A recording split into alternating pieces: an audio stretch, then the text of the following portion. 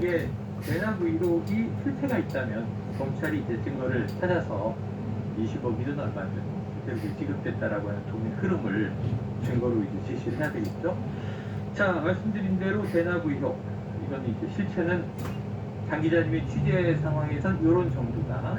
여기서 검찰이 더 나갈 수 있겠는가? 아직은 이제 구속영장에도 적시하지 못한 혐의예요. 그런데 계속 수사를 한다고 하는데 결국에는 김성태 전 회장이 입이 돌려야 가능한 건데 김성태 전 회장이 그 김성태 전 회장조차도 지금 그 사건과 관련해서 똑같은 입장을 피력하고 있기 때문에 검찰이 어떻게 갈수 있을지는 현재로서는 없습니다. 근데 이제 여당의 공세라든가 네. 그 이제 의혹을 가지고 있는 시각들을 보면 자, 이태영 변호사가 김성태 회장도 연결있다. 그리고 이재명 대표의 이제 연결되니까 중간에 연결돼 있다는 건데 수사는 그렇습니다. 근데 이거 단정할 수는 없는 거고요. 그리고 또 하나 이런 게 있잖아요. 이화영 전 통합부사의 기자인데 이화영 전 통합부사의 쌍방대표 사회 이사하지 않았습니까? 맞습니다. 그러니까 쌍방울 김성태 전 회장과 관련돼 있는 그것도 맞아요. 사람이 이재명이었던 이재명 대선 대변이 돼 있는데 여기는 아까 외국 화물에서 640만 달러를 내국에서 힘내는 거잖아요. 네. 이거는 어떻게 또 커넥션이 있다고 보지 않나? 취재를 해보니까 김성태 전 회장과 말씀하신 대로 이화영 전 지사는 오래된 인연이 있어 보입니다. 그렇습니다. 그리고 관계도 굉장히 깊은 걸로 보여요. 왜냐하면 정확하게 뭐 이렇게 들고 했던 과정을 보면 관계가 깊지 않고서는 감정거래까지 있을 수 있나라는 생각이 좀 드는데 앞서 말씀드린 대로 그러면 김성태, 이화영, 이재명 이 3자가 또 커넥션이 있냐 이 문제는 별도로 살펴봐야 되는 이슈가 있는 것 같습니다. 근데 지금까지는 확인된 게 없어요. 다만 재판 과정에서 쌍방울 전 이 사람이 가까운 사이더라, 이라더라 라는 정도의 들었다라는 정도의 얘기가 실제로 확인되려면 뭔가 증거가 나와야 되는데 지금은 딱히 그런 증거가 있어 보이지는 않습니다. 여하튼 다만 검찰은 쌍방울이 2018년 그리고 2019년 북한에 500만 달러를 불법 송금했다. 그런데 이게 혐의이고 그 과정에서 경기도 또는 이재명 지사와의 관계가 있었던 것인지 이걸 좀 살펴보고 있는데요. 앞서 말씀드린 대로 전 회장 관련 자수 없다 이렇게 선택을 하고 있는 것이고요. 그것은 경기도와 상관이 없는 쌍방울 그룹 전체적인 역사업이었다 이런 주장을 하고 있습니다. 그런데 제가 관련해서 컨디션이 안 좋아가지고 명절 지금 이게 며느리도 힘드세요? 어쨌든 남북관계를 쭉 오래 해온 주민들한테 제가 취재를 좀 해보니까 이 김성태라는 사람한테 집중을 좀 하게 돼요.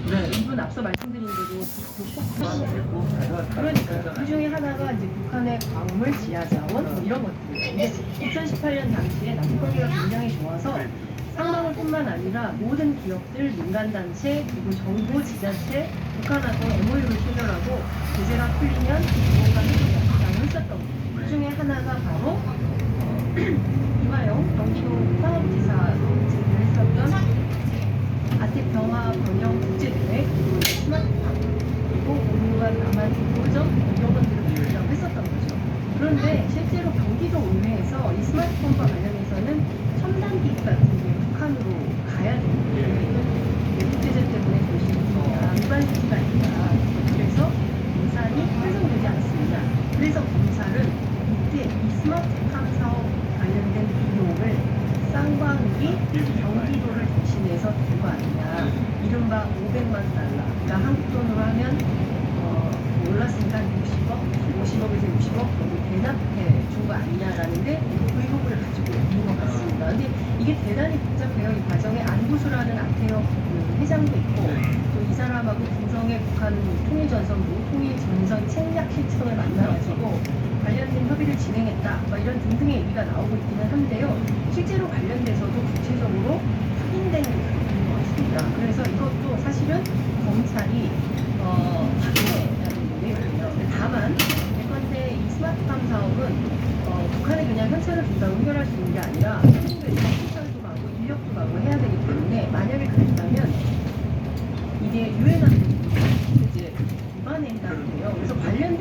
실제로 어떤 일이 있었는지 검찰이 구체적으로 어떻게 밝힐 수 있는지 좀 네. 지켜봐야 될 것 같다라는 생각이 좀 듭니다. 그리고 대북 사업 무한이야.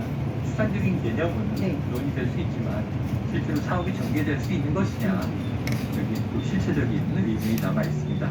다음 이슈로 넘어가 볼게요. 지금 국민의힘 당권 주자들 상황. 이 추석에 또 민심 밥상이 제일 큰 게 네, 설날입니다. 나경원 전 의원 나오는 거야? 뭐 이런 것부터 시작해서 그렇습니다. 김기현 의원이 되는 거야? 뭐 안철수 의원이 되는 거야? 이 시끌시끌할 것 같은데 네.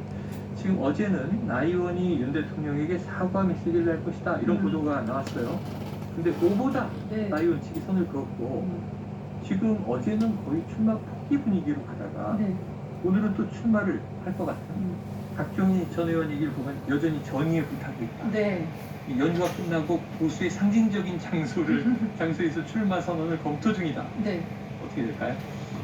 박종희 전 의원 아침에 제가 이제 라디오 인터뷰에서 네. 인터뷰를 했는데요.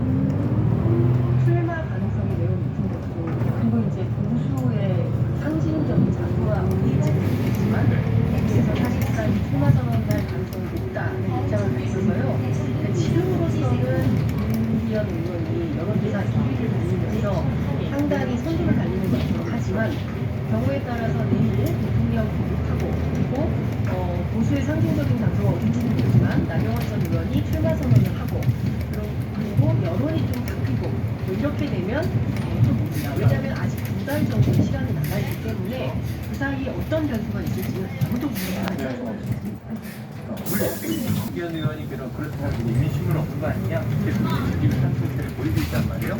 어제는 경기 지역 당협위원장 30여 명과 만찬까지 가졌다. 지기가 되고 있습니다.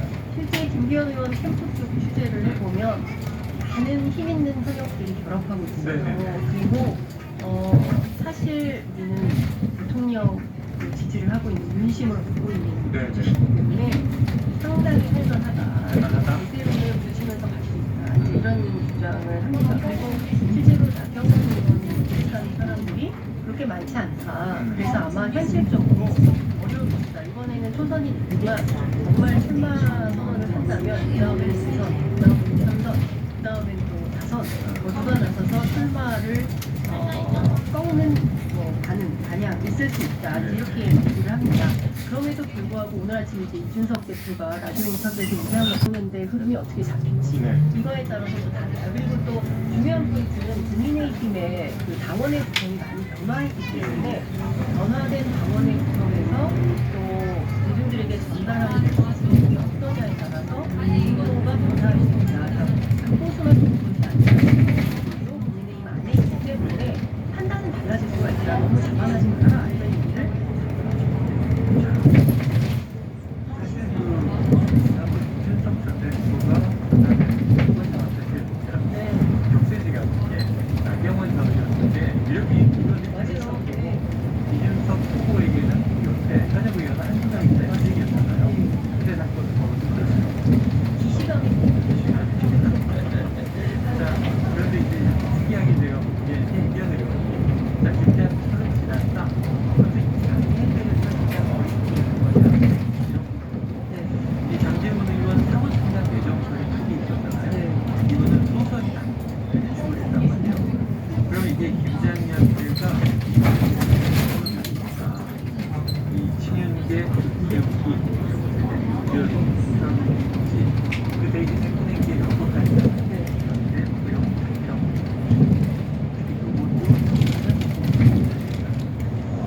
네, 장재훈은 섭섭할 것 같아요. 왜냐하면 선들과 함께 엮여져 있는데 이제 와서 소설이 아니다라고 얘기하면 서운할 것 같은데 사실 김기현 의원 캠프 안에 이런 흐름이 있었던 것은 아닙니다. 네. 왜냐하면 장제원 의원에 대한 비토가 당내에 있었고 경우에 따라서 저 사람이 공천권을 휘두르는 거 아니야? 라는 두려움 같은 게 네. 있었거든요. 그래서 이 부분에 대해서 정리가 필요하다라는 얘기가 있었고 마침내 소설입니다 라고 얘기를 하면서 네. 뒤집어 엎어버리는 뭐 이런 상황이 됐다라고 볼 수 있는데요. 문제는 사무총장이라는 직함이 중요한 것은 아니겠습니다. 무슨 얘기냐면 직함이 없더라도 핵심은 누가 그래서 대통령을 했습니다. 공천을 영향을 미칠 거다. 이게 중요한 포인트인데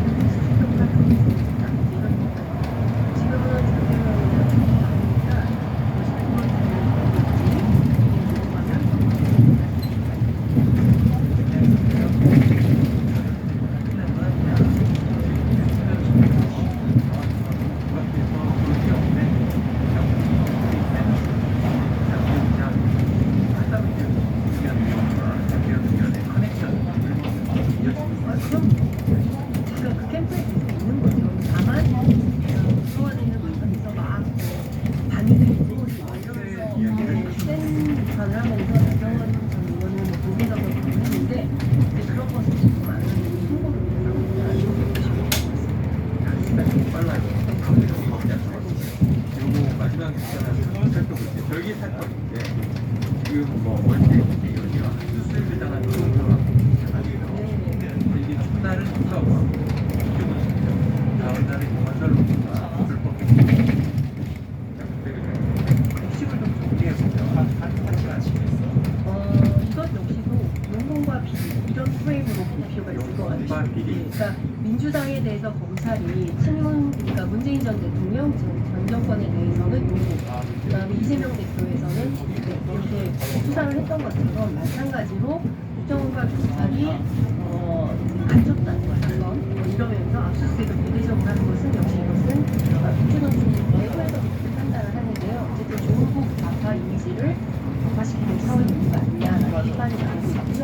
그리고 어제 비대적으로 있는 양대노총 사무실에 있는 건설노조에 대한 것은 물론 그룹과 조사를 해서 범법행위를 찾아내는 것은 맞지만 그것이 없었던 것은 아니다라고 말할 수는 없지만 관련해서 지금과 같은 방식으로 그렇지 않다라는 양대노총의 주장과 입장이 있는 것 같습니다.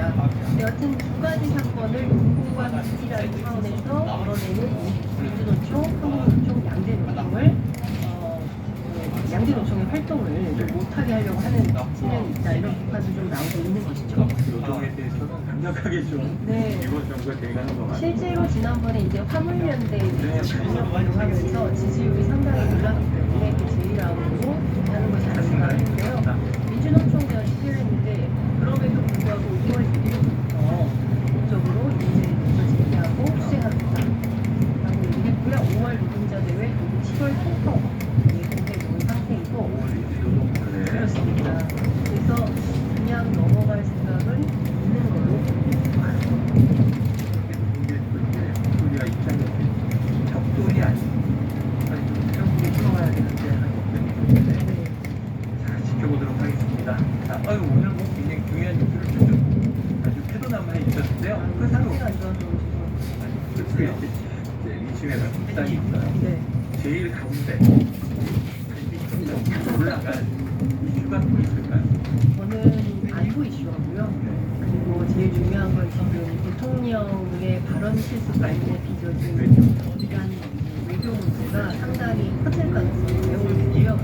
대통령실에서 뭐 최소한 이게 실수였다, 실언이었다, 미안하다 정도의 나오지 않는다면 이란 정도로 물러서지 않을 가능성이 매우 높기 때문에 당분간 상당히 큰 사장이 예상된다는 생각이 들습니다. 세상 최고 당선 덕수입니다. 오늘 정말 말씀 감사하고요. 소중해 오늘 목소리가 많이 보내시고 후유증 없이 다 보내드립니다.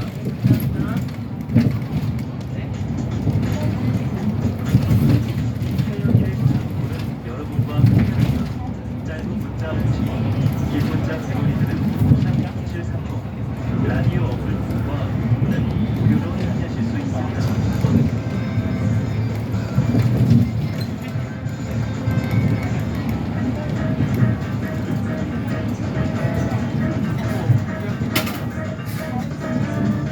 네, KBS 1라디오 최영일의 시사본부 특별히 기분 좋은 오늘 그래서 특별한 분을 저희가 모셨습니다. 37년 동안 우리면서 사랑받고 있는 배우 어서오세요. 안녕하세요. 반갑습니다. 맨날 불러주셔서 감사합니다. 노력하셨습니다. 감사합니다. 어려운 시간 맞거든요. 명절 분기나 네, 알겠습니다. 다양한 활동하시느라 좀 바쁘시네요. 요즘에 연극 하시느라고 특히 바쁘시다고 들었어요. 아, 예, 그렇습니다. 연극 레드. 레드. 네. 어떤 작품이에요? 사실 이제 미국의 추상 표현주의를 이렇게 이뤄냈던 화가 마크 로스코라는 네. 화가가 있습니다. 네. 그래서 미국이 이 회화 쪽, 미술 쪽으로는 그 변방이었었는데 네. 이 마크 로스코, 잭슨 폴라 이 네. 그 추상 표현주의 화가들의 등장으로 미술 자체가 응. 어떤 그 중심이 되게끔 네. 했던 활성화죠. 그 장본인 중에 한 명인데 네. 마크 로스코가 당시에 그 시그런 빌딩이라는 네. 그 당대의 가장 혁신적인 건물을 세워지고 있는데 그 건물 안에 포시즌 레스토랑이 있습니다. 네, 네. 그 레스토랑을 장식할 그림을 의뢰를 받았습니다. 역할을? 네, 네. 그래서 그 그림들을 이제 제작하는 과정 중에 내 그림이 과연 저 식당에 걸렸을 때, 그러니까 처음 생각은 내 그림으로 거기에 오는 사람들을 좀 이렇게 교화시키고 삶을 어떤 방향으로 네. 설득할 거라는 자신감을 갖고 시작을 했다가 예. 시간이 지날수록 그 장소에서 내 그림이 살아남기가 어렵겠다 싶어서 결국은 마지막에 거기로 가는 거를 돈을 다 돌려주고 취소하고 요즘 수구체 휴스턴에 있습니다. 네. 거기를 만들어서 거기다 그 기증 전까지 의뢰를 받아서 제작 과정에서 마지막에 자, 이게 들어보니까 제일 많은 거 아니에요. 예술가가 내 그림을 다시 있게 한번 걸어보리라 작업을 하다가 돈에 빠져서 제작이 보내는 예술적 고뇌가 많이 바뀌었을 것 같아요. 또 안타깝게 극단적인 그런 화가로 알려져 있는데요. 지금 작업 중에 논쟁이 많이 나온 것 같다 이런 생각이 듭니다. 네. 그런데 마크로스코는 심오한 추상입니다. 또는 이런 얘기 있더라고요. 색깔이나 형태가 갖기에는 관심이 없다. 나는 기본적인 감정을 표현하는 데만 관심이 있다. 이렇게 그림들 앞에서 무너뜨리면서 관람한다고 하는데 네. 이 정배우님께서 이 연극을 통해서 좀 강조하고 싶었던 내용은 어떤 걸까요? 우선 제가 운이 좋고 네네. 너무 성격하고 이 사람이 유서처럼 이 그림을 그렸구나. 네. 유작이 된 거지만 마지막 작품인데 그걸 보면 누구나가 이 사람이 자기 마지막을 이렇게 예고를 했었구나. 그 느낌 때문에 그 그림을 보고 정말 소름 끼치고 설득해서 굉장히 힘들었었습니다. 네.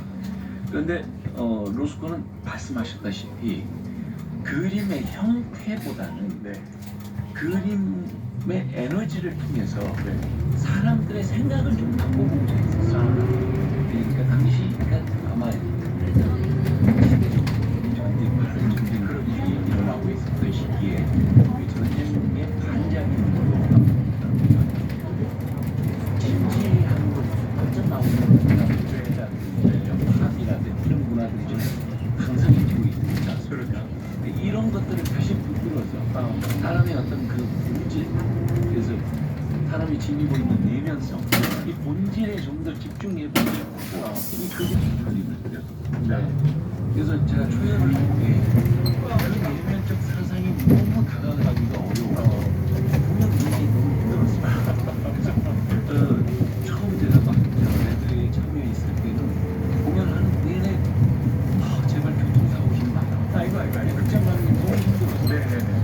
대사만 외워서 그냥 그 대사만 해주는 상황이었기 때문에 공연 끝나면 관객들 뵙기가 민망해서 뒤로 도망가게 됐어요. 그럼에도 이제 텍스트 자체가 좋으니까 관객분들이 이렇게 많이 봐주시고 그랬던 작품인데 저는 하는 내내 너무 괴로웠었죠. 그래서 이제 두 번째는 정말 그렇게 힘들었음에도 이 마크 로스코라는 사람 과연 정말 이 그림을 통해서 그리고자 했던 그 본질이 뭐고 내면이 뭔지 그걸 더 알고 싶어서 두 번째에 도전했는데 두 번째는 명확하지는 않았습니다. 어려웠었고요.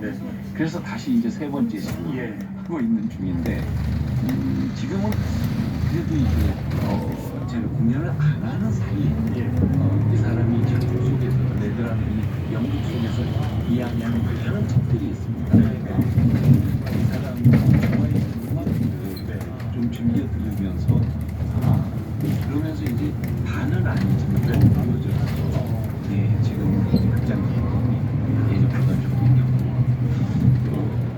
그렇습니다.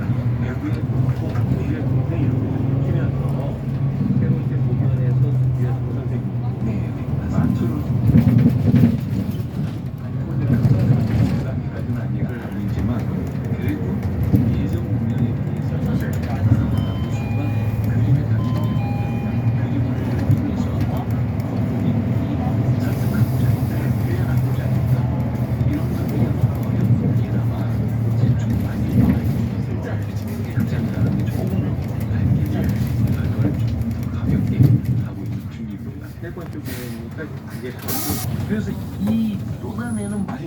놓치기 싫으셔도 집중해서 듣다 보니까 유머 코드를 좀 놓치는 부분들이 네네네. 있습니다.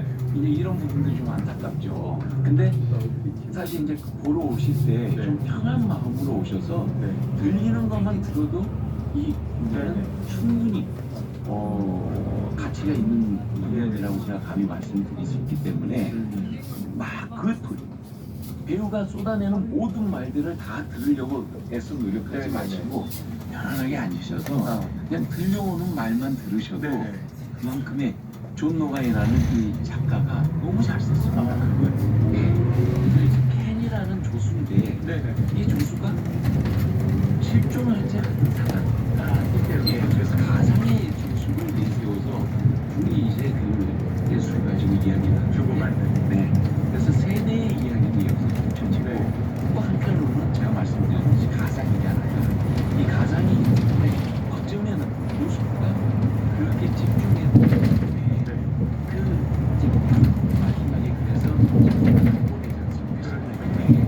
그 어떤 갈등의 분해하는 부분을 자기 또 다른 내면을 켄이라는 가상의 존재에서 표현한 거 아니에요? 집어내고. 그렇기 때문에 이 둘의 대사를 믿지 않는 그러면 너만 딱 하나 있어요. 듣고 싶은 게 해주시면 좋지 않을까. 유머도 있고. 네. 정보도 많고. 네. 자, 이 연극 레드의 주인공 만들어지고요. 유동근 씨, 유명한 유동근 씨가 해주셨다고요. 네. 근데 유동근 씨가 이걸 공연을 하시는 거예요.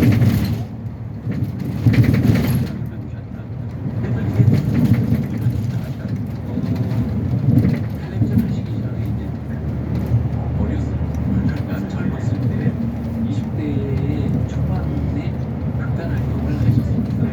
하셔서 공연을 하셨는지는 제가 문제되어 있는지 모르겠지만 오랜만에 이제 연극에 다시 무대에서 오르시려고 하죠. 네네. 근데 제가 두 번째 수업을 할 때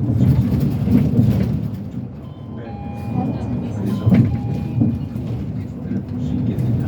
제가 제작자를 소개를 시켜줘서 보시더니 제작자가 이번에 이렇게 하니까 제가 로스코 처음 했을 때는 정말 아무것도 몰라서 너무 힘들었는데 벌써 유동근 형님께서는 로스코하고 친구 되셨어요. 그래서 저랑은 결이 좀 다른 모습이지만 아유, 완전히 다르실 것 같아요. 네, 그렇습니다.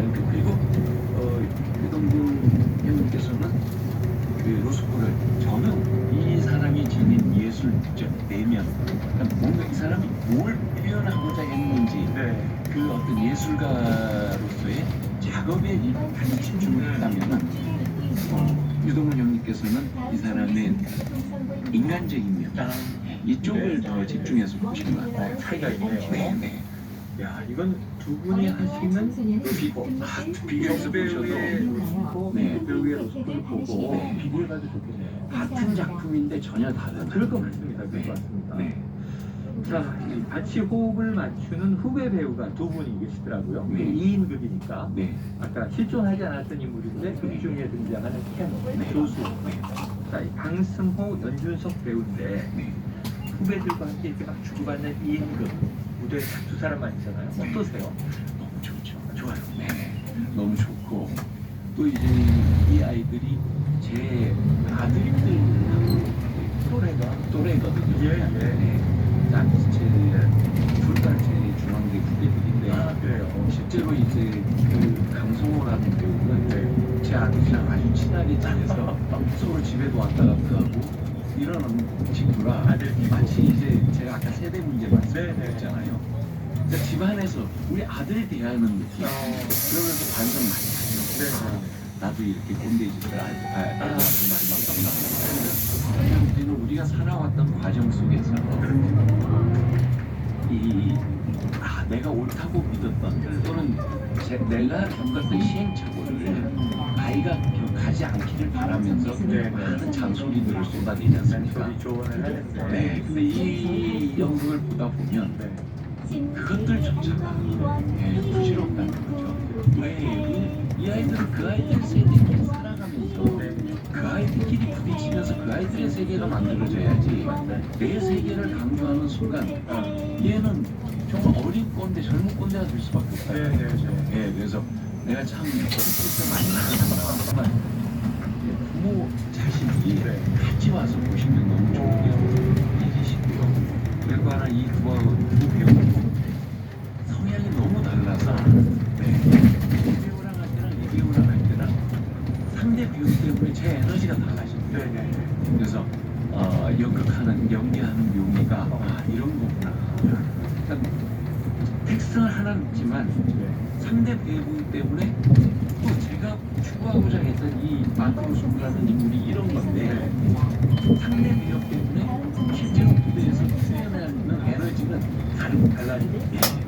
그래서 여기에 대해서 좀 많이 알게 되고 로스코 배우가 두 분이 있고 네. 팬이 또 두 분이 있고 이 조합에 따라서 다 다채롭게 그래서 한 텍스트를 가진 연극이지만 네 편의 공연이 지금 그러네요. 진행되고 있다라고 그러네요. 보시면 예. 네 개의 조합에 따라서 네. 무대의 다이나믹스가 완전히 다르다. 네. 그럴 것 같습니다. 자, 정보석 배우께서는 참 다양한 매체 활동을 하셨고 또 하고 계십니다. 지금 해오신 활동을 돌아보면 연극 무대에 좀 꾸준히 섰고자 하시는 의지 같은 게 느껴지고 그럼 이제 TV나 영화는 워낙 많이 하셨잖아요. 이 연극의 매력은 뭐라고 보세요? 가장 큰 거는 제가 지금 말씀드렸듯이 배우로서의 저를 굉장히 긴장시킨다는 거. 네. 그래서 제가 이를테면은 텔레비전이나 영화를 통해서 작품을 하면서 부족했던 부분들을 느끼거든요. 네. 이를테면은 생각이 못 쫓아간다든지 아니면은 표현이 잘 못 쫓아간다든지 어떤 감정이라든지 아니면 힘이라든지 네. 이런 부분들이 있을 때 연극을 통해서는 극복할 수 있는 기회가 됩니다. 왜냐면 연극은 한 작품을 오랫동안 연습을 합니다. 네, 그래서 한 인물을 정말 수만 가지 각도에서 들여다볼 수 있는 시간이 있습니다. 그래서 입체적으로 이 인물에 다가설 수 있고 그러면서 또 표현적으로도 제가 부족했던 거를 만든 초집중 상태로 있어서 사실 끝나고 나면 손가락 하나 움직이는 게 힘듭니다. 그런데 그때 오는 희열, 네, 이것들이 내가 배우로서 살아있구나, 내가 뭐 하나를 했구나, 이런 만족감이 주고 오늘 했는데 뭐가 좀 부족하고 또 아이들이 느끼고 네네. 그래서 영국은 저의 선생님이자 배우로서 제가 반드시 가야 되는 장입니다. 장르의 지시서 지금 말씀을 드리시면서 그 희열 그게 뭔지 이런 상태까지도 연극에서는 드러난다. 네. 제가 좀 좋았을 때와 네네네. 제가 좀 뭔가 이렇게 좀 안 좋았을 때의 느낌들이 공연하는 내내 그대로 전합니다. 네. 대사를 또 씹으면 많이 할 수 없는 거죠. 그리고 이 실수가 작품은 나오면 실수를 그렇다면 이제 여러 등장인물이 있는 작품들은 누가 좀 잠깐 이렇게 실수가 하더라도 커버가 사실 돼야지. 상대 배우들이 이걸 좀 메꿔줄 수가 네, 있는데 이 작품은 거의 이렇게 대화 형식이 아니고 혼자서 쏟아내고 그죠? 자기가 그동안 이렇게 조작해 왔던 걸 한꺼번에 이렇게 쏟아내는 이런 거기 때문에 제가 만약에 가다가 어떤 실수가 있다면 상당한 걸 그래서 다른 작품보다 이거 집중해야 하는 작품이어서 아주 굉장히 극동화되면서 계속 날 것 그대로의 이 대사 중에 나옵니다. 즐기고 계시죠. 우리는 날 것 그대로의 진실로 원하지만 사실 레드 얘기만 해도 한심할 것 같지만 요즘 출연하시는 드라마들이 있으셔서 네. 빨간 지금 택시기사 조대범 네, 그렇습니다. 정보석의 조대범 어떤 역할인가요? 정말 이 레드의 마크 루스코가 가장 싫어하는 유형의 인물이 바로 빨간 풍선의 조대봉이라는 네. 역할. 그러니까 생각 없이 막 사는 사람들. 아하. 이런 사람을 마크 루스코는 좀 싫어했습니다. 경연했는데 네. 그런데 반대쪽에서는 지금 다른 작품에서는 제가 딱 기억을 하고 있어요. 이 조대복이라는 사람은 인생을 깊게 고민해봐야 아무 도움이 없다. 그리고 내 인생 내가 사는 거지. 그래서 돈도 버는 대로 쓰고 내가 버는 거 내가 다 쓰고 가자. 그 같이 있는 옆에 가족들은 힘들겠죠. 근데 본인은 정말 속 편한 사람이죠. 그래요. 예. 그래서 하면서 또 내심 이쪽에서 막 쌓이는 그 어떤 불안한 에너지들을 이쪽으로 조대복하는 역할이 좀 풀어지고 있어서 특히 배우 정보 수업으로서는 밸런스가 되는데 워낙 극단적이라 사실은 요즘 그래서 아예 개인적인 생활은 다 포기를 했는데 공연하는 날은 하루 종일 집에 있다가 그냥 딱 하고 그 다음에 공연 끝나고 바로 집에 와서 내일 그 촬영을 여기서 이걸 에너지를 바꿔놓지 않으면 이 인물을 쓰고 너무 극단적이에요. 끝나면 그래서 집에 가자. 후에 그 철학적인 또 예술가가 되었다가 끝나면 바로 아무 생각이 없는 조대봉으로 또 변신하고 연기 인생 37년, 뭐 거의 40년 수많은 작품을 해오셨어요. 가장 기억에 남는 작품 혹은 배역 네. 뭐가 떠오르세요? 이게 정말 참 어려운 질문입니다. 사실은 이 작품을 선택할 때 제가 그 순간에 제 나름대로의 의미가 있고 또 제가 그 순간에 어떤 필요한 부분들이 있어서 그 작품을 선택을 한 거거든요. 그래서 모든 작품이 사실은 저한테 다 의미가 있고 소중하죠. 왜냐면 그런 작품들이 계속되어 왔기 때문에 제가 아직 배우를 할 수 있고 말씀하셨듯이 너무 도움을 많이 받아서 37년 동안을 한 해도 쉬지 않고 이렇게 연기할 수 있는 그런 정말 너무 감사한 대단하죠. 기회들을 이건 제가 대단해서가 아닙니다. 저한테 그렇게 제가 좋은 기회들이 계속 주어진 거는 운인 거지. 그래서 그때 그 작품들이 다 있었기 때문에 지금까지도 계속되고 있는 거고. 그래서 그 모든 작품들이 소중한데 그 이제 질문을 주셔서 그 크게 제가 배우로서의 어떤 변화, 터닝 포인트가 좀 변화가 됐던 작품들이 있다면 예전에 이제 제가 연기를 너무 못했었기 때문에 그래서 연기를 저는 내일 촬영이다 그러면 오늘 밤에 내일 촬영할 모든 분량을 전부 제가 형태를 다 만들어 갔다. 그래서 그대로 그냥 현장에서 감독이 어떤 게 들어도 이게 빨리 바뀌어지죠. 유연성이 많이 떨어지죠. 굉장히 경직돼 있고. 그렇지만 어쨌든 저는 능력이 부족한 입장에서 해내야 되니까. 그걸 해내야 되니까 그래도 50점이라도 맞자는 각오로 철저하게 만들어갑니다. 그래서 그 당시에 뭐 제 대본은 정말 거의 너덜너덜 이렇게 막 그래서 어떤 감독님이 신인 배우들 이제 매년 그때는 방송사들이 배우를 선발했지 않습니까? 들어오는데 거기에 이제 그 대표 선생님을 감독님이 하시면서 저랑 같이 하셨던 감독님께서 제 대본 얘기를 하시더래요. 그렇게 연기를 하면 누구든지 배우가 안 될 수가 없다. 근데 실제로 그 당시엔 저는 대본이 나오면 거의 잠도 안 자고 밥도 안 먹었다라고 제 기억은 지금 그렇게 하고 정말 있습니다. 노력하셨던 거네요. 안 그러면 제가 해낼 수가 없어요. 그래서 이 일화가 영화를 하던 때였는데 영화 이제 감독님께서 저랑 그 내일 촬영에 대해서 얘기 좀 하자고 저희 집 앞까지 찾아오셨어요. 그런데 내일 촬영 분량에 대해서 제가 아직 준비가 안 끝난 거예요. 그래서 난 내일 거 아직 준비가 안 돼서 못 나가겠다. 그래서 너가 그렇게 준비하는 것 같아서 내가 온 거다. 좀 나와서 얘기 좀 나누자. 아니다. 내일 촬영 때 내 준비가 안 됐는데 내가 어떻게 나가겠느냐. 가라. 난 못 나간다. 그 결국 안 나갔어요. 근데 이제 그 감독님이 답답해 하셨던 부분이 그거죠. 너무 꽉 짜와서 경직돼 있으니까. 틀에 갇혀 있는 거 아니냐? 그러니까 이걸 좀 풀고 유연하면 훨씬 좋을 수 있는데 저는 풀었을 때 해결할 능력이 저한테 없었기 때문에 겁난 거예요. 그래서 그런 일화가 있을 정도로 연기를 대하는 제 자세도 고통스러워.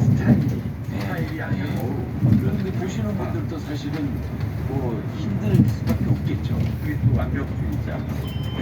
완벽하고는 좀 다른 거예요. 그래서 50점이라도 맞자라는 각오지 완벽하자는 아니었었고요. 그런데 이제 이걸 바꾸었던 계기가 홍상수 감독 영화 오수정이라는 영화를 아유 봤는데 너무 좋아합니다. 너무 좋아합니다. 아시다시피 홍상수 감독은 네. 대본을 안 쓰잖아요. 그렇죠. 그래서 만나서 한 3개월 전부터 만나서 음. 거의 일주일에 서너 번씩 만나서 술 마시고 밥 먹고 얘기만 하는 거. 그리고 대본은 현장 가서 당일날 줘요. 아, 그러니까 사전에 뭘 준비하려고 할 수가 없어. 아직 뭐가 없으니까 할 수가 없는 거예요. 네, 네. 근데 나가서 대본 주면 결국은 제 아내 거를 꺼내서 거기다가 썼기 때문에 네. 굳이 준비 안 해도 연기가 이루어지는 거죠. 아, 그리고 처음에는 이제 제가 그 시스템이 낯설어서 네. 약간 좀 힘들어하면 기다려줘요. 또 그걸 인내를 갖고 네. 그러면서 이 작품 오수정을 하면서 아 조금은 좀 넉넉한 마음으로 네, 네. 현장에서 받아들일 만큼의 공간을 가지고 나가는 게 좋은 거구나를 네. 이제 그 작품 통해서 알게 됐죠. 네. 네, 그러면서 이제 연기가 한번 변화를 겪었고 네. 그 다음엔 이제 제가 역할이 좀 이렇게 경직되고 딱 짜여진 네. 제가 이 연기를 또 그렇게 예, 하기도 예. 했었지만 그런 역할들을 주로 많이 하다 보니까 진지한 네, 배역. 네. 제가 이제 선택할 수 있는 폭이 너무 자꾸 좁아지는 거예요. 근데 그때 이제 제가 같이 제 매니저를 하던 친구한테 야, 나 저 그때 한참 그 지금 듣고 하이킥이 아, 시트콤 시. 예예예 그 하이킥 시리즈가 네, 있었죠? 시리즈가 있었죠. 맞아요, 하이킥이 맞아요. 1편이 있었고 네. 그 다음에 그 앞에 산부인과라든지 이런 순공 산부인과 있었고. 근데 그런 어떤 코믹한 연기 새 남자 새 여자. 네. 그런 것들을 좀 해보고 싶은 아. 생각이 있는 거예요. 나 저런 거 한번 해봤으면 좋겠다 하는데 네. 네. 너무 감사하게도 한 6개월도 안 됐는데 네. 그 감독님한테 연락이 온 거예요. 그래요. 하이킥 2탄을 들어가는데 네. 하겠느냐고 무조건 한다고 말씀드려요. 네. 근데 이제 그렇게 해서 기다리는데 자꾸 조금 뒤로 이렇게 편성이 이루어지고 예. 있다는 거예요. 나는 1년도 기다리고 2년도 기다리고 3년도 기다릴 네, 수 네. 있으니까 아무 걱정하지 마시고 나만 여기에서 빼지만 네네. 말아주시라고 몇 년이 됐든 다 기다릴 수 있다 이러면서 하는데 그 작품을 하게 됐죠. 네. 거기서 주얼리정이 되신 거잖아요. 네. 그러면서 이제 네네. 좀 배우로서 캐릭터의 예. 넓이가 좀 많이 넓어지게 됐죠. 이 시트콤이 참 많은 배우들을 예. 나쁘게 보면 망가뜨리는데 좋게 보면 완전히 새로운 또 네. 이미지를 끌어내서 네. 그 이순재 선생님이 또 야동 순재가 네, 네. 되기도 하고 네, 그렇습니다. 기분들도 있고 정말 오수정 얘기는 그럴 수 있겠다 생각도 들고 네. 그 이후에 이제 점점 풀려나가는 제가 배우 생활 37년 거의 30년 돼가 있는데 여전히 지금도 오늘도 느끼는 에너지가 아주 대단한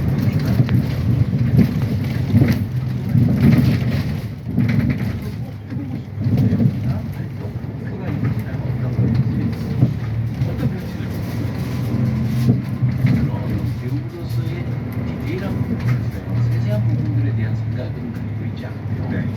다만 정말 제가 외울 수 있고 걸을 수 있는 배우로서 존재하고 싶다라는 이 바람이 가장 큰 거죠. 네. 그러기 위해서 제가 뭐 겸손하다는 말씀을 주셨는데 그건 절대 아닙니다.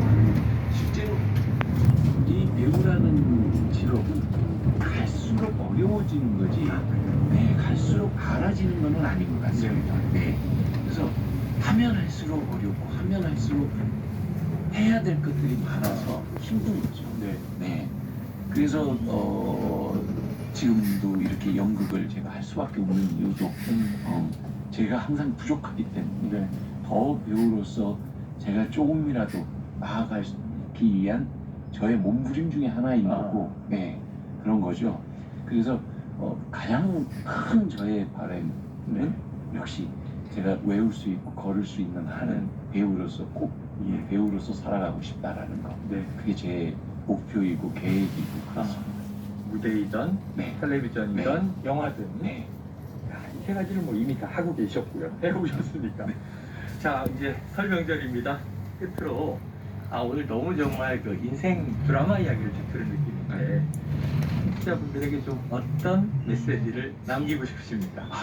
제가 뭐 감히 뭐 메시지 드릴 상황은 아니고 이제 내일부터 네. 본격적으로 우리 구정 연휴 그렇습니다. 들어가지 않습니까?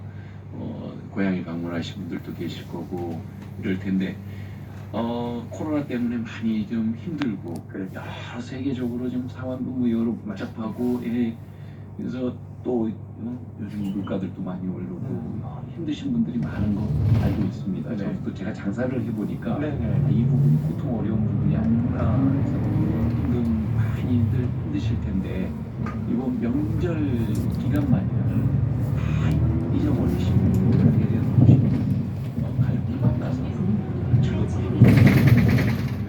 그렇게 보내셨으면 좋겠습니다. 뭐 한 번쯤 그냥 세상으로부터 들리는 소리 다 끄시고 온전히 가족들한테 집중해서 즐겁게 행복한 시간 보내셨으면 좋겠습니다. 알겠습니다. 자, 오늘도 이 인터뷰 마치면요. 바로 영국 공연을 가셔야 하는 정도는 때문입니다. 자, 오늘 시간 내주셔서 감사드리고요. 지금까지 배우 정선호입니다. 고맙습니다. 감사합니다. 복 많이 받으십시오.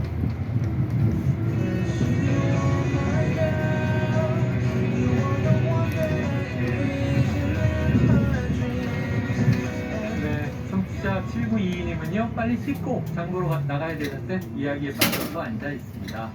자, 6799님, 겸손하신 찬찬한 말씀이 참 예쁘시네요. 보석 같은 정보성님, 반갑습니다. 저도 인터뷰에서 굉장히 훈훈했습니다. 이 연극 속에 또 인생이 담겨 있고 굉장히 40년 가까이 보셨죠? 자, 최영의 시사본부를 유한 씨가 부르는 You Are My Girl이에요. 지금 그 파이브게 보겠습니다. 자, 명절 연휴 요즘가 저희는요 월요일 날 12시 20분에 찾아옵니다. 자, 월요일 날 뵙도록 하겠습니다. 지금까지 청취해주신 여러분 고맙습니다.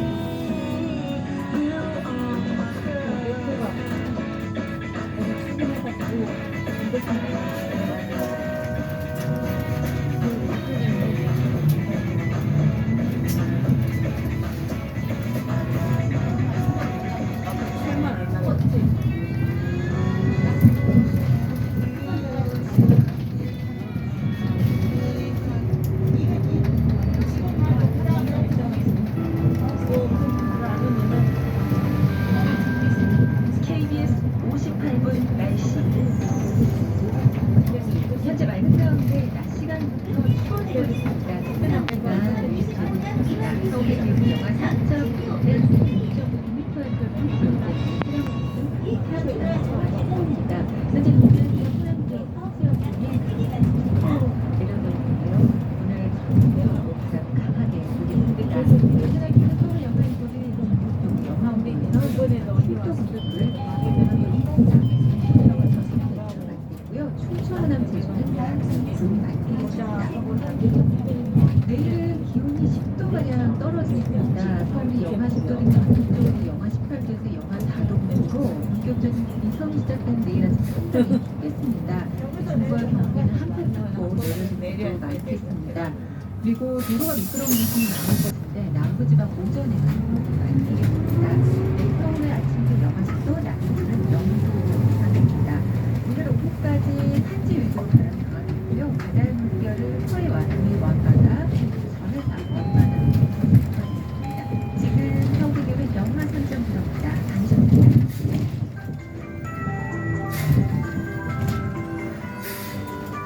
이번 정기수는 광주 학생운동 기념사입니다. 한국인의 중심 채널 KBS 제1라디오가 2시를 알려드립니다. AM 747kHz, FM 90.5MHz, KBS 광주 제1라디오입니다. HLKH.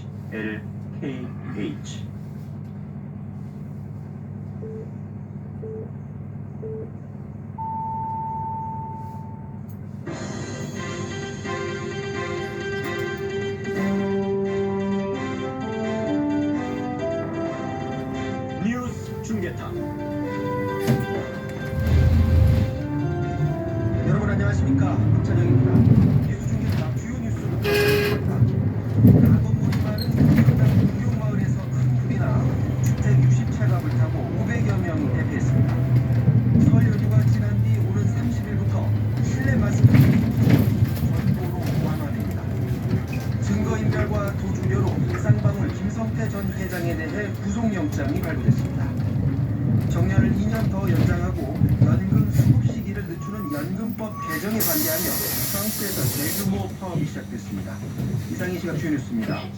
첫 소식입니다. 이 가건물이 밀집한 서울 강남구 구룡마을에서 어르신 불이 나서 5시간 만에 진화됐습니다. 인명 피해는 없지만 주택 60채가 불탔고 주민 500여 명이 긴급 대피했습니다. 이화진 기자입니다. 오늘 오전 6시 30분쯤 서울 강남구 개포동 구룡마을에서 큰 불이 났습니다. 이 불로 가건물 형태의 주택 약 60채가 불에 타 이재민 60여 명이 발생했습니다. 주민 500여 명은 긴급 대피했습니다. 인명 피해는 없었습니다. 불은 구룡마을 사지구에 있는 교회 인근에서 시작돼 주변으로 급속히 번졌습니다. 소방당국은 화재 발생 50여 분 만에 대응 2단계를 발령하고 인근 소방서 인력과 소방 헬기 등을 투입해 진화에 나섰습니다. 불길이 인근 구룡산 등으로 번지지 않도록 방어선도 구축했습니다. 오전 10시 10분쯤 큰 불길을 잡았고 화재 발생 5시간여 만인 오전 11시 50분쯤 불을 모두 껐습니다. 강남구청은 인근 호텔 4곳을 확보해 이재민들이 임시로 머물 수 있도록 했습니다. 구룡마을은 가건물들이 밀집해 있어 화재에 취약합니다. 특히 비닐과 합판 등 불에 잘 타는 재료로 지어진 한잣집이 밀집해 불길이 빠르게 번진 것으로 소방당국은 보고 있습니다. 지난해 3월에도 마을 전부에서 난 불이 크게 번져 5시간 만에 진화됐습니다. 출근 시간대에 발생한 화재로 구룡마을 인근 도로는 오전 한때 극심한 혼잡을 빚었습니다. 마스크 의무가 해제됩니다. 설 연휴가 끝나고 오는 30일부터 실내 마스크 의무 대신 권고로 바뀌는데요. 다만 감염 취약인 병원, 버스 등에선 마스크를 써야 합니다. 김민철 기자입니다. 국내 첫 코로나 공식 확진 정점을 지났다고 판단된다며 이같이 밝혔습니다.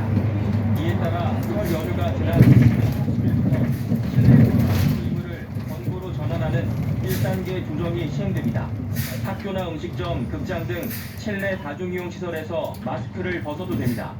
다만 고위험군 보호를 위해 요양병원 등 감염 취약 시설과 병원과 약국 등에선 실내 마스크 착용 의무가 유지됩니다. 버스나 택시, 철도, 비행기 등 대중교통 수단 안에서도 마스크를 반드시 써야 합니다. 코로나19 의심 증상이 있거나 고위험군, 환기가 어려운 산밀 실내 환경에 있는 경우 등도 마스크 착용이 강력 권고됩니다. 방역당국은 실내 마스크 의무를 해제한다고 해서 마스크 의무가 것은 아니라고 강조했습니다. 모든 실내 마스크 착용 의무가 해제되는 2단계 의무 조정은 코로나19 위기 단계가 현재 심각에서 경계나 위로 낮아지거나 코로나19 법정 감염병 등급이 2급에서 4급으로 조정될 때 논의할 계획입니다. 쌍방울 김성태 전 회장이 어제 영장 심사를 포기해서 법원이 구속을 결정했습니다. 법원은 범죄 혐의가 소명되고 증거 인멸 우려가 있다면서 구속영장을 발부했습니다. 신지혜 기자입니다. 법원은 오늘 새벽 2시쯤 김성태 전 쌍방울 회장에 대한 구속영장을 발부했습니다.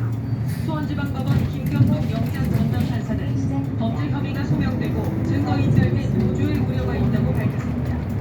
구속영장에 적힌 김성태 전 회장의 혐의는 모두 6가지입니다. 전원 사채 공시 의무를 어겼다는 자본시장법 위반 혐의, 그 전원 사채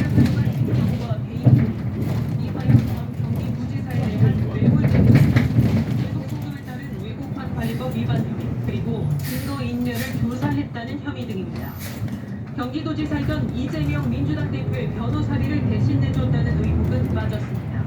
아직 직접적인 연결고리가 포착되지 않았고 따라서 전원 사채를 이용한 비자금 조성 의혹부터 먼저 파고들겠다는 전략입니다.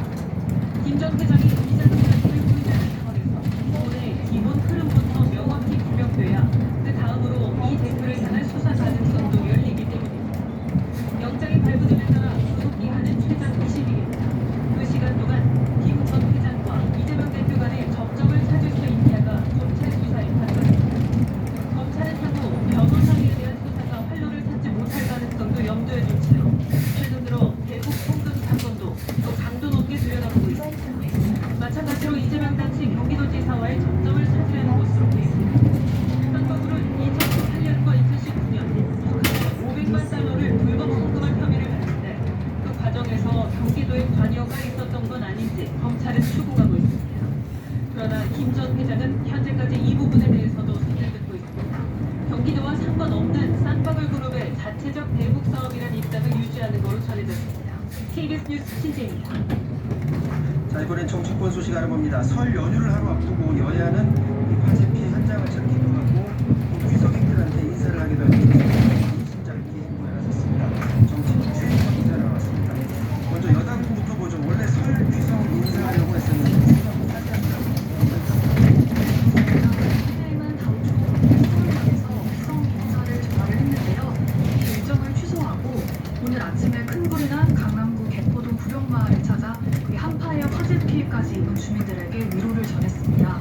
촘촘한 이재민 지원을 약속하고 정부 당국엔 다가오는 설 연휴 기간 이 안전사고 대비를 당부했는데요.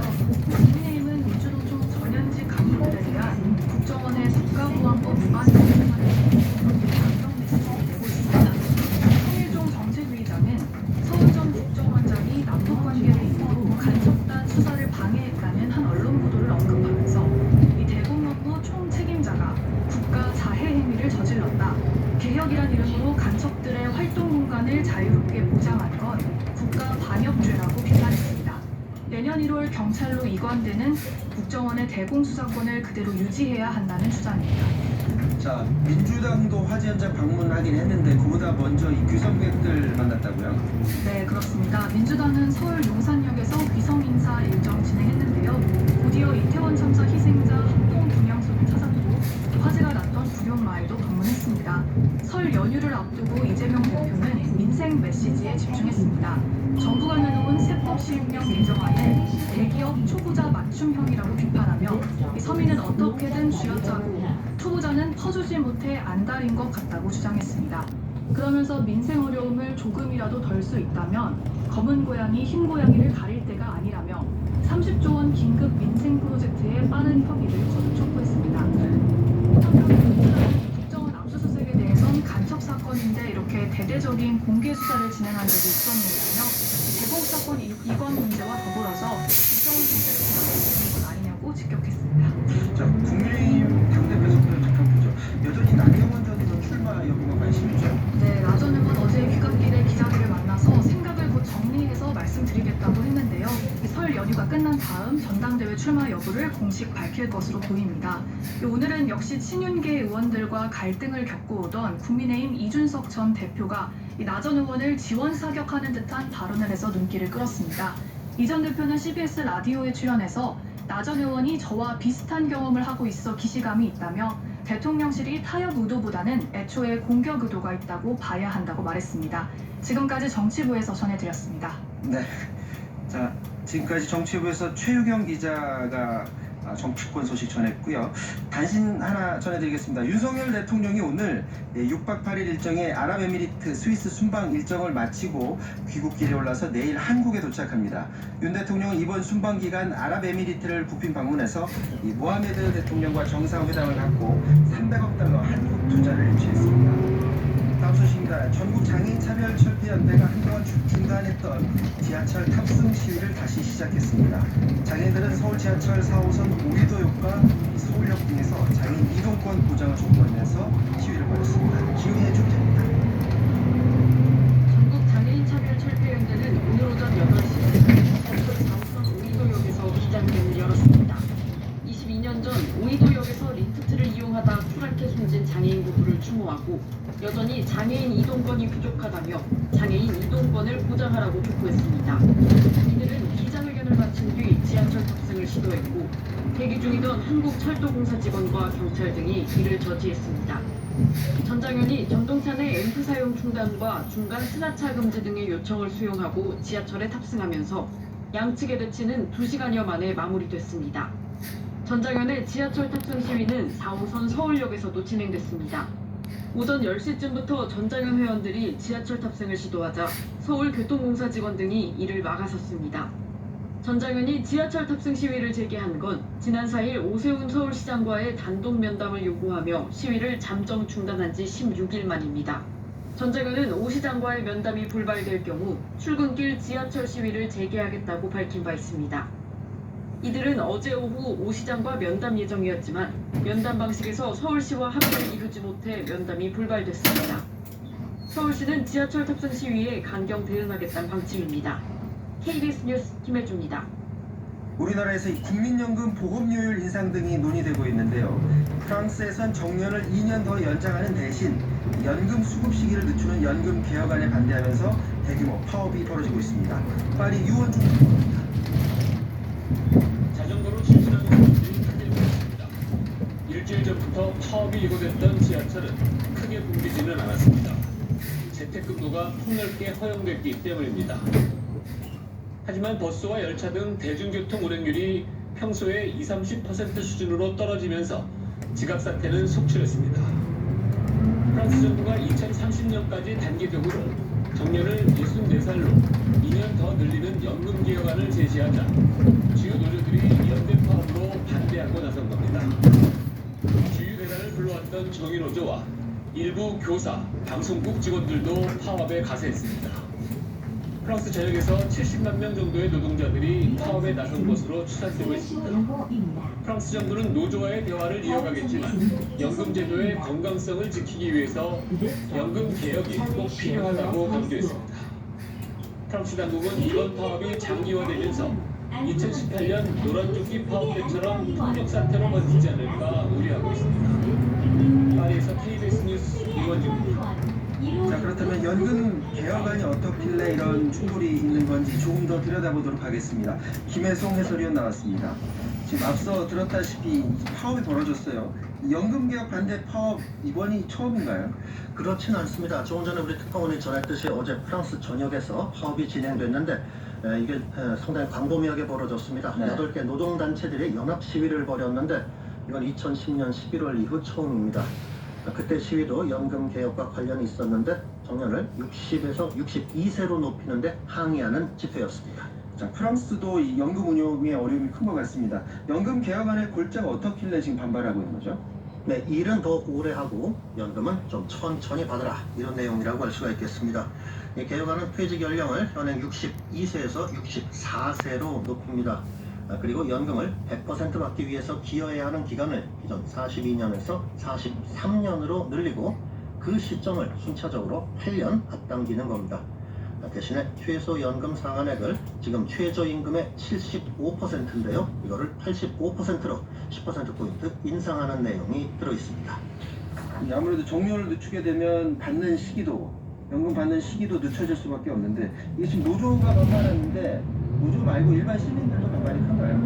네, 현지 여론조사들이 여러 차례 있었는데요. 대개 한 60에서 70%가 반대합니다. 반대요? 네. 프랑스 한 매체가 최근이죠.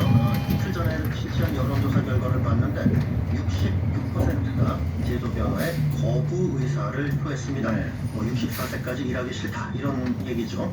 그러니까 지금의 정년보다 더 오래 일하기보다는 적당한 때 은퇴하고 연금으로 자기 생활을 하고 싶은 사람들이 많은 현실을 반영한다고 하겠습니다.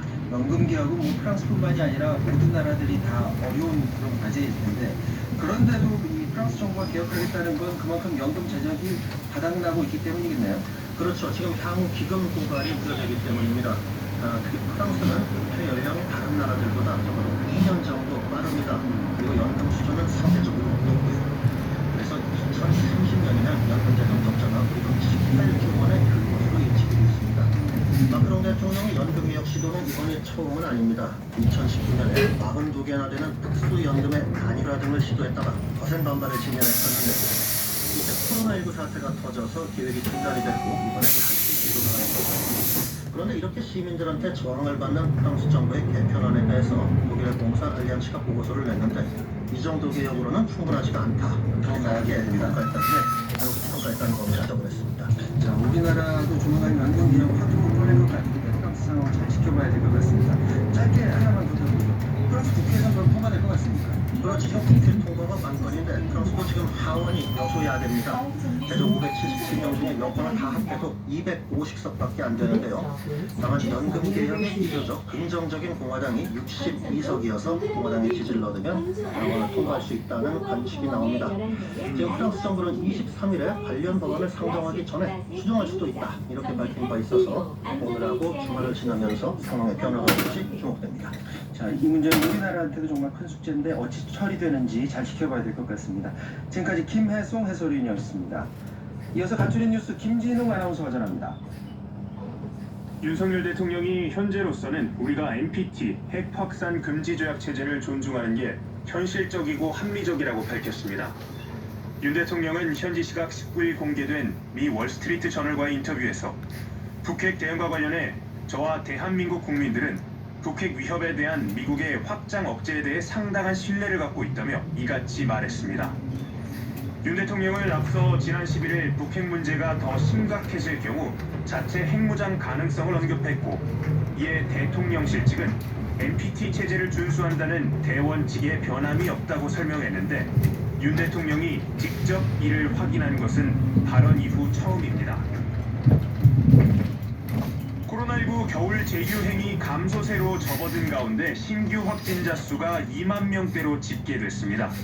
중앙방역대책본부는 오늘 0시 기준 코로나19 신규 확진자가 27,408명이 발생해 누적 확진자가 2,995만 5,366명이라고 밝혔습니다. 국내 발생은 27,314명, 해외 유입은 94명으로 집계됐습니다. 이번 설 연휴 기간에 강한 한파와 함께 눈 소식도 잦을 것으로 예보됐습니다. 연휴 첫날인 내일 서울의 아침 기온이 영하 9도까지 내려가는 등 반짝 추위가 예상됩니다. 설 당일에는 전국에 다시 눈이나 비가 내리겠고 연휴 마지막 날에는 서울 아침 기온이 영하 17도까지 떨어지면서 이번 겨울 가장 강한 한파가 예상됩니다. 특히 제주와 호남 지방에는 연휴 후반에 대설특보 수준의 많은 눈과 강풍이 예보돼 있어 항공과 배편 차질도 우려됩니다. 인천국제공항공사는 오늘부터 오늘 24일까지 61만 8천여 명이 인천공항을 이용할 것으로 예측했습니다.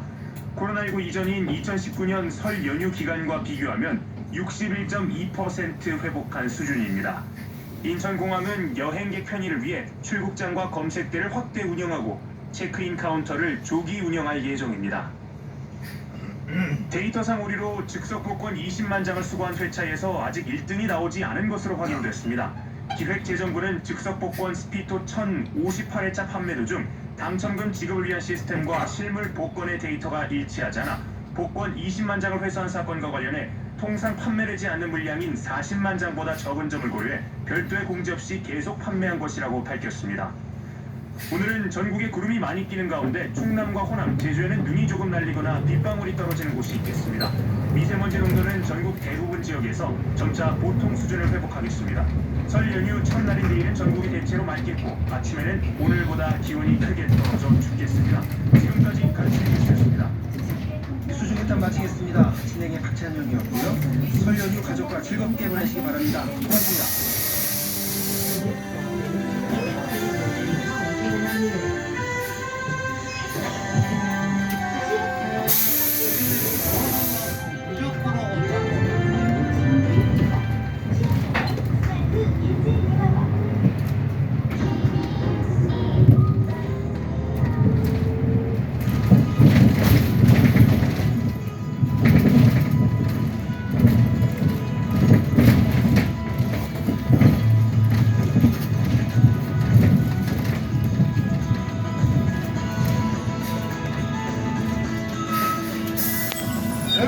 최대 명절 설인 어원다에서요.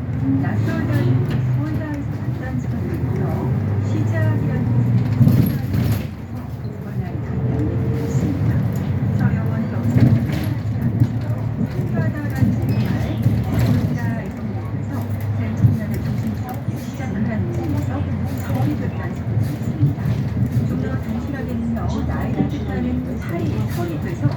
설은 나이야 해를 쓴다는 주장도 있습니다.